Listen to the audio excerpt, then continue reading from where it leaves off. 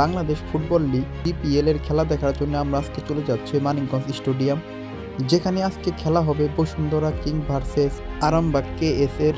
কেমন ছিল আমাদের আজকের এই ম্যাচ এক্সপিরিয়েন্স তা দেখতে পারবেন আজকের এই ভিডিওতে। স্টেডিয়াম আমাদের বাসা থেকে একটু দূরে হওয়ার কারণে আমরা একটু আগে বাসা থেকে বের হয়ে গেলাম, কারণ আজকের ম্যাচে একটু মানুষ বেশি হওয়ার সম্ভাবনা। তাই প্যারানা নিয়ে সকাল সকাল বের হয়ে গেলাম বাসায় থেকে স্টেডিয়ামের উদ্দেশ্যে।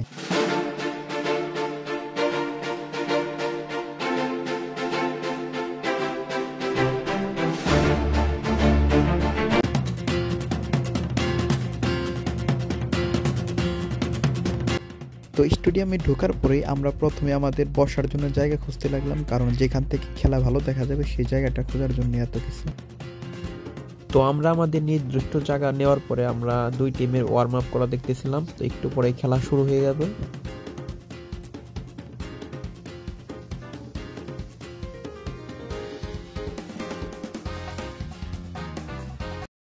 দুই টিমেরই ওয়ার্ম আপ এবং প্রস্তুতি শেষ করে খেলা শুরু হয়ে যায়।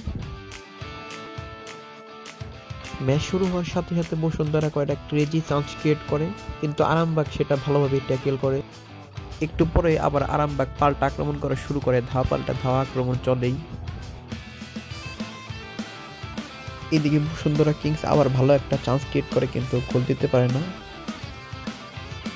এইভাবেই হাফ টাইম হয়ে যায়, কিন্তু কোনো দল স্কোর করতে পারে না। হাফ টাইমে নির্দিষ্ট সময় পার হওয়ার পরে এরকম একটা হযবরল অবস্থার সৃষ্টি হয়ে যায়, যেখানে ধুমার কারণে খেলা একটু দেরি হয়ে যায়।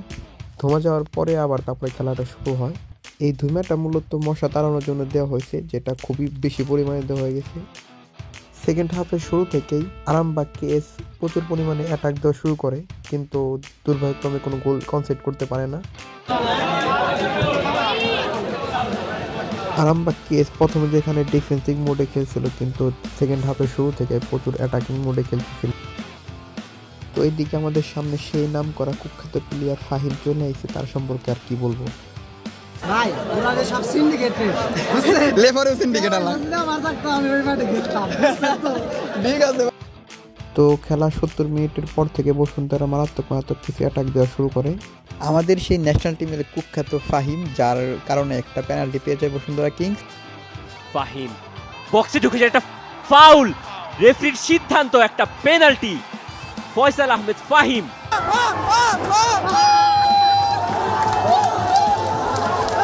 অবশেষে ডোরিয়াল টাইমের একটা পেনাল্টি শুটে অবশেষে একটা বসুন্ধরা এক গোলে লিড পেয়ে যায়।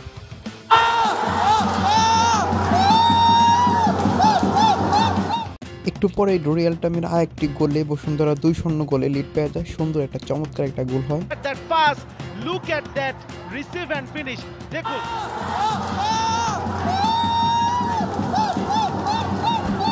তো এটাই ছিল আমাদের ম্যাচ এক্সপিরিয়েন্স। তো আজকে ভিডিওটা কেমন হলো অবশ্যই জানাবেন। তো দেখা হবে নতুন কোনো ভিডিওতে, সে পর্যন্ত সবাই পাশে থাকবেন। আল্লাহ হাফেজ।